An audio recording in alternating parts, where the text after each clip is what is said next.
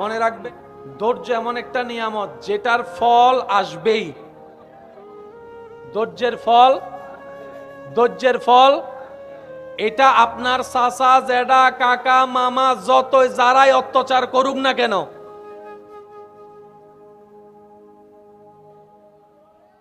কথা বলেন না, শুধু তাকায় থাকবেন রবের রহমতের দিকে। বিশ্বাস করেন ভাই, আপনার জন্য পৃথিবীর সবাই যদি দরজা বন্ধ করে দেয়, 100টা দরজা যদি বন্ধ হয়, রাস্তা বন্ধ হয়, লিখে রাখেন 1000টা দরজা রাস্তা আপনার আল্লাহ আপনার জন্য খুলে দিবেই দিবেই দিবে।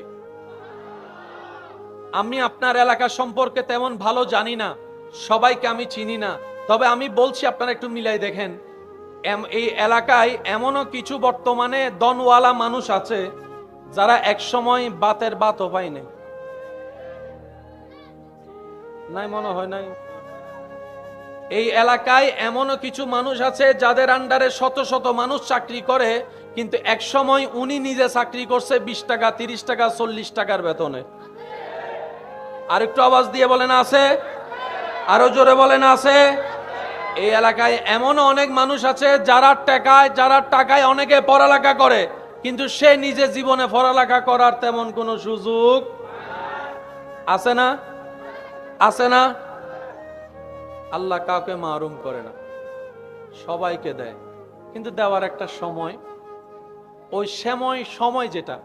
ওই সময় যেটা সেটা আসা পর্যন্ত অপেক্ষা করার নাম হচ্ছে ধৈর্য। এবার কোরআন কি বলছেন দেখেন, ইন্নাল্লাহা মাআস সাবিরিন। বান্দা জেনে রেখো, মনে রেখো, আমি সবরকারীর সাথেই আছি।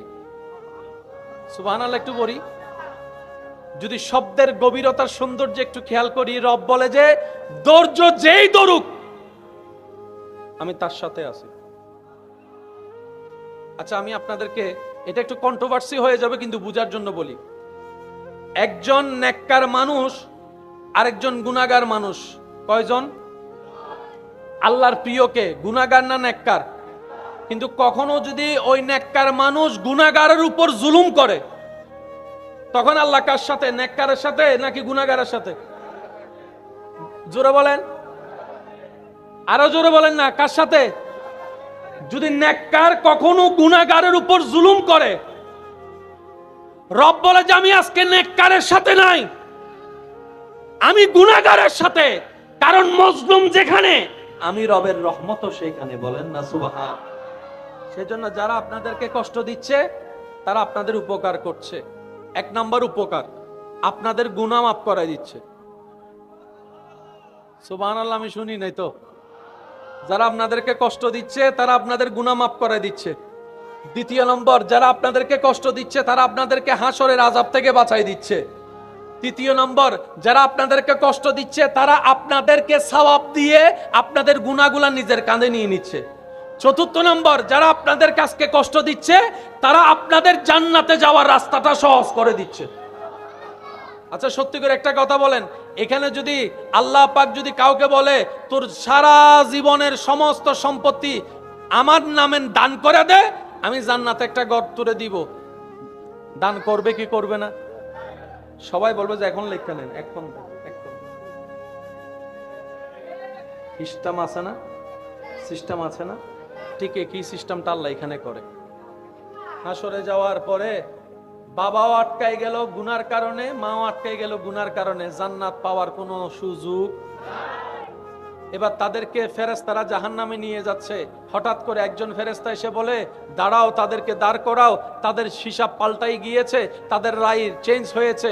বলে যে কেমন চেঞ্জ? বলে যে তাদেরকে জাহান্নামে নয়, জান্নাতের রাস্তাটা একটু দেখাই দাও, জান্নাতের রাস্তা দেখাই দাও। সুবহানাল্লাহ, একটু জোরে বলি না, জান্নাতের রাস্তা দেখাই দাও। এবার গুনাহগার বাবা, গুনাহগার মা দুইজনে ভাবতে থাকে, কি রে, জান্নাত পাওয়া তো দূরের কথা, জান্নাতের গ্রান পাওয়ার তো যোগ্যতা আমাদের কাছে নাই, গুনাহ করছি, আবার জান্নাত পেলাম কিভাবে?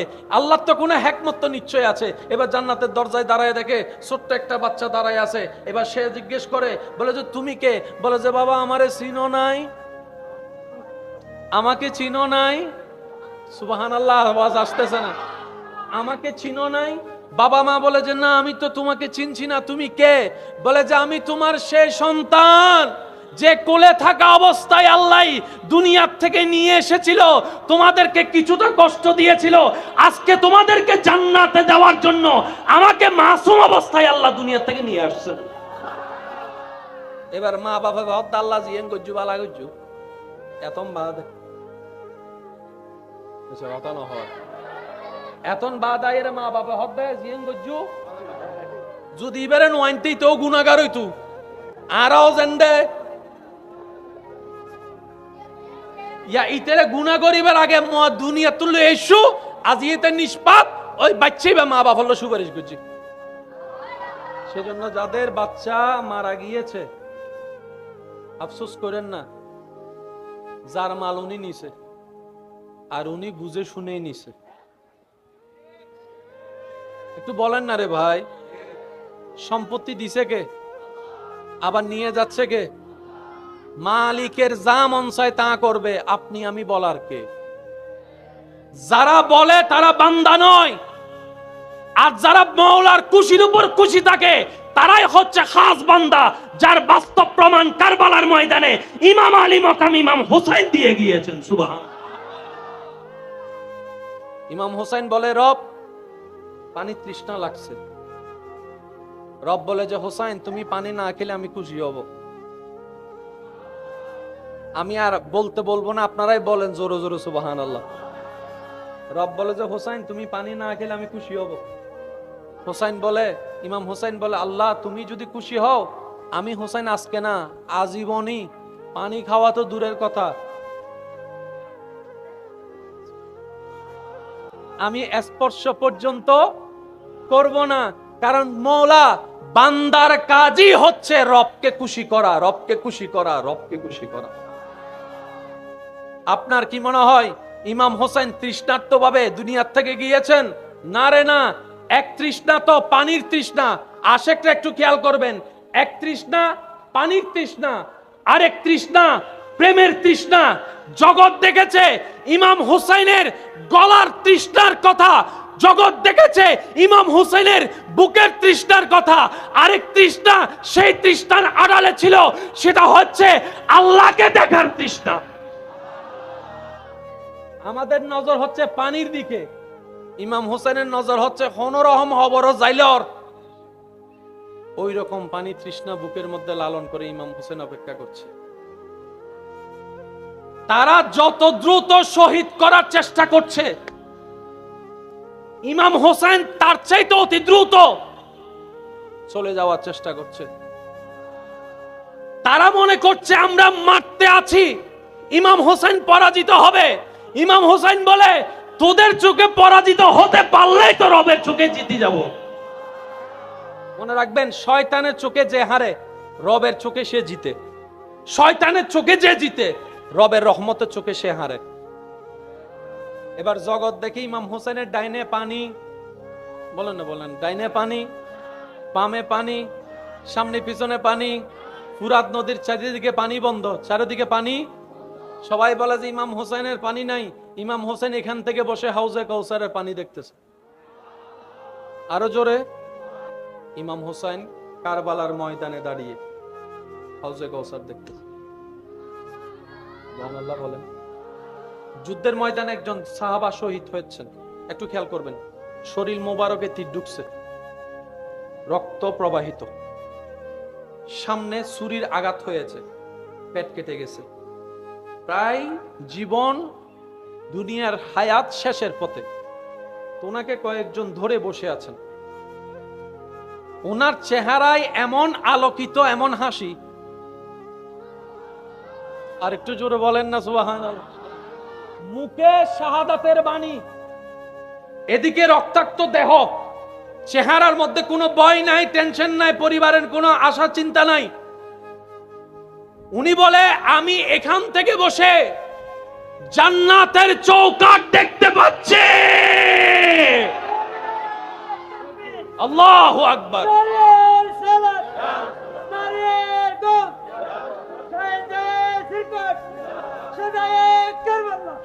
উচ্চ আওয়াজ একবার বলেন মারহাবা। এবার হাদিসকে যদি আপনি সামনে রাখেন, নেককার মানুষ দুনিয়া থেকে যাওয়ার আগে এক রকমের ফেরেশতা আসে, বদকার মানুষ যাওয়ার আগে ফেরেশতা আরেক রকমের আসে। ফেরেশতা আছে সত্য, আমরা দেখি, কিন্তু যার জান যাবে,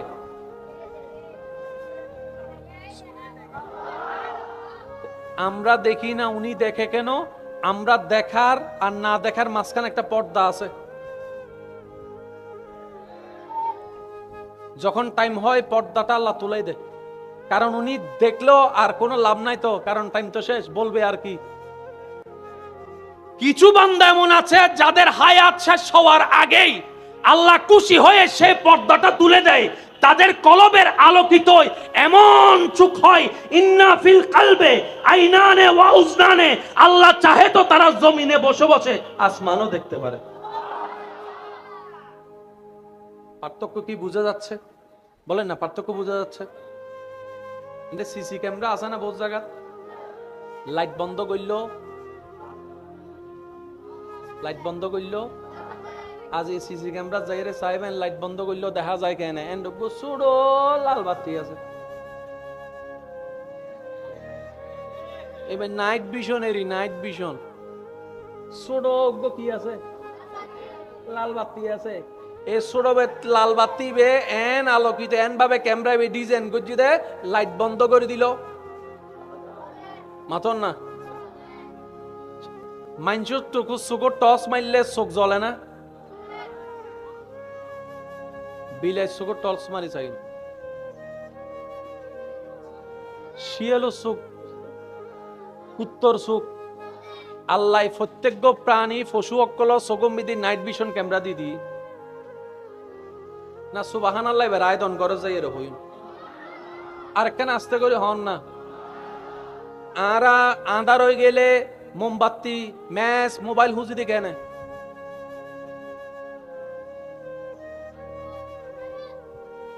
আর জীবনত ফরালাখা ন করে ল্যান্ডাতা হাতে ঘুরতে হইবে, আন্ধারের ভিতরে আঁটি ধরবি, মাথো না বাজি মাথো না। এই কুত্তরে দড়ি হুজুর ঘর ওটা বেহাইয়া বেসরম ফ্যান সারা গোট জ্বর হন্ডে ওদের বাড়ি যাই দি, তো রাস্তা তো আন্ধার, ওদের নাইট ভিশন আছে।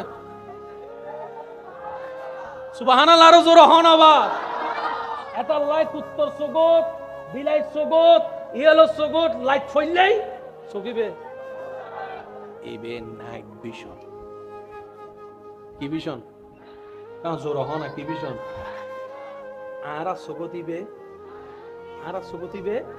কিন্তু আল্লাহর কিছু এন বান্দা আছে, আল্লাহ তার আর কলবদমিতি নাইট ভিশন দিবিলি। সুবহান আল্লাহ, যদি এবার ছোট হয় ডাইরেক্ট বোম মারি দেয় হইতে পারে, জোর জোর হম পড়িব সুবহান আল্লাহ।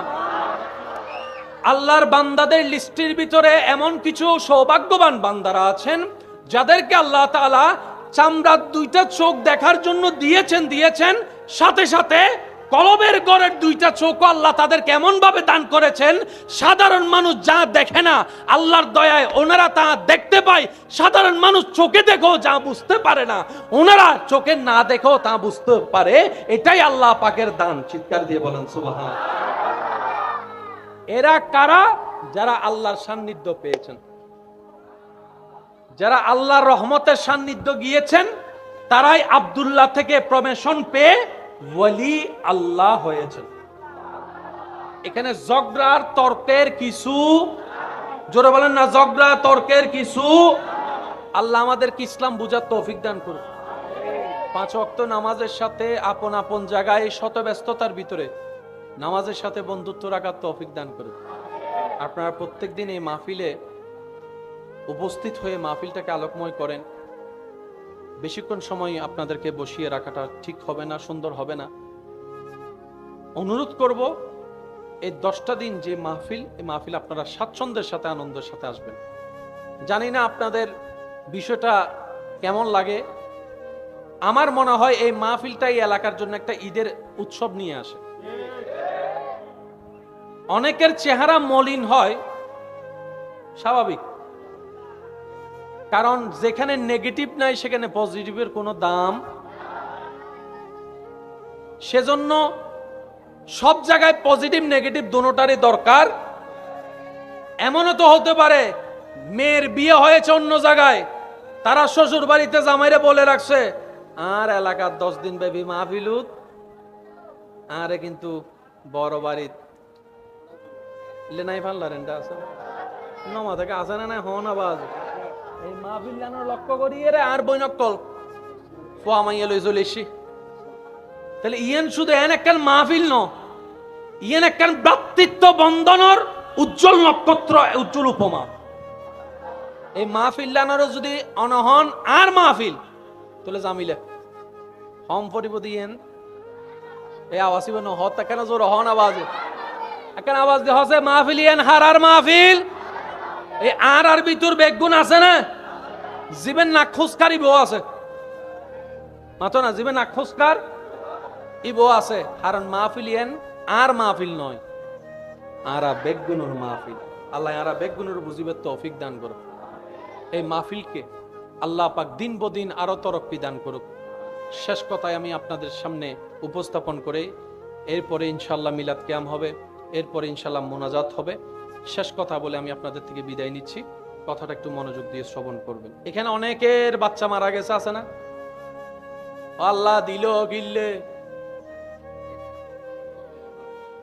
নহয় এন্ডা কিছু কিছু মানুষ গুরুই বহর বিয়ে না করে দিব হর আর বিয়ে দাবে কিন্তু চুপ করে বই থাকি ও আল্লাহ দিল কিনলে আল্লাহ দায় জিয়ান গরিব আল্লাহ গরি দি সুবহানাল্লাহ কেন জোর হ না এবার মায় হদ আল্লাহ 7 বছর বাদে বাচ্চাও দিলে আবার লইও গেলে গুই বুককান ভাটিদার গুই বালার বালা কি দেইলাম বাপে হদ আল্লাহ মানছে আজার হতা হই আর দাঁর বউরে বাচ্চা নদ দেয় বাঁধা টাধা হত কিছু হই এই এত বছর বাদে বাচ্চাও দিলে আবার লইও গেলে গুই আল্লাহ দিল কিনলে লইলেও কিনলে আল্লাহ হতা হাসর হতাই তারপর বুঝিবি ধৈর্য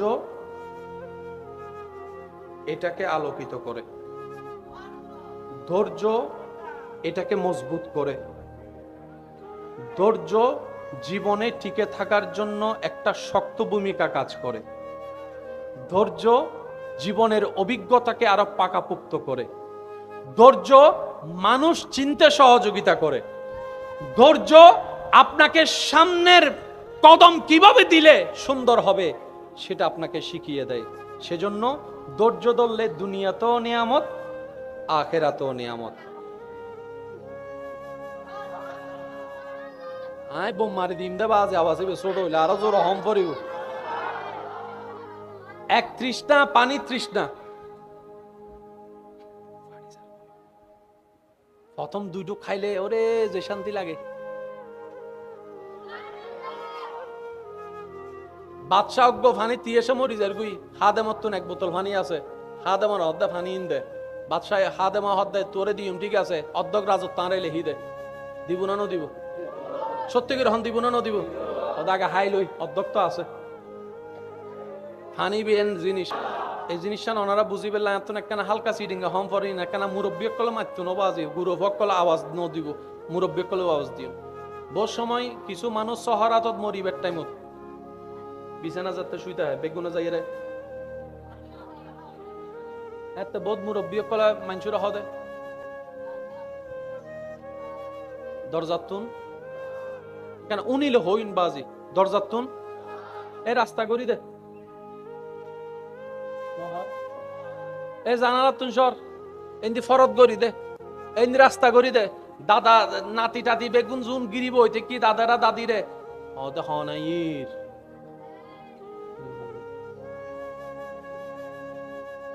আর দাদি হারে সত্য হর হাল্লাই সত্য হর আগা মাথা কিছু তো ফিজুতন দাদার গো ডাক দে হদে দিন ন বুঝে তোরা বিজ্ঞান ওয়ালা কলে ইন বুঝদিনি ইন দিল ওয়ালা কলে বুঝে দে সর সর সর এবার দাদাও হদ্দে সর দাদিও হদ্দে সর অদাদি হনাই দে আরা তো কেউ নদীহির তো দাদি উত্তর দে মানুষ মরিবে টাইম হইলে আল্লাহ শুকুর ফর্দা তুলি ফেলাই ইবে এন কিছু দেহে সাধারণ মানুষই ন দেহে